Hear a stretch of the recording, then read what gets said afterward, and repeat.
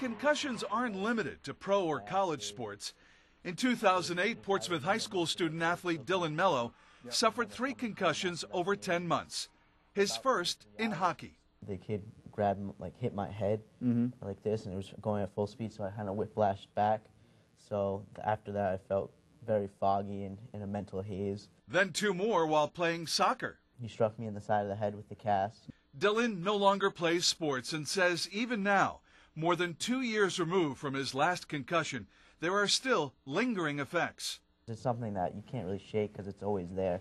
I mean, you wake up in the morning and you're reminded of, oh, I don't feel right. Just last week, Rhode Island legislators approved a bill designed to develop guidelines related to concussions in student athletes.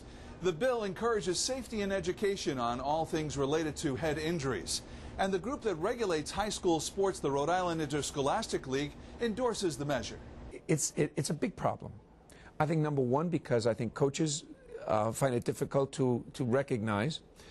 2, athletes don't want to recognize it either. They're always saying, I'm fine, coach, put me back in.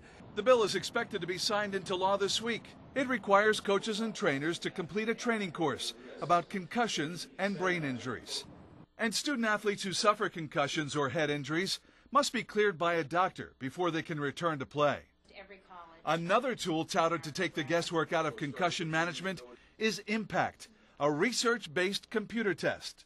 I think people are really excited by this. A lot of the trainers have been asking for this kind of testing for years. The test, given to high school student athletes prior to the start of a season, is a 20-minute neurocognitive test.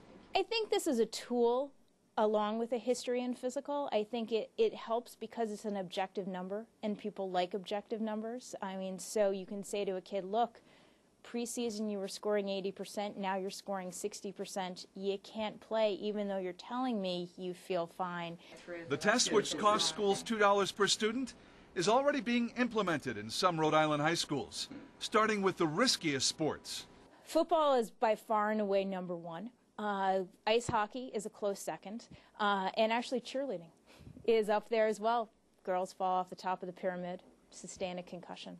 Sports administrators, doctors, and parents all agree that knowledge is power in preventing and treating sports concussions. It really boils down to education, and I think once the coaches and the parents and the students, the athletes, all get on board, I think we'll have a much better situation and grasp on how to handle it.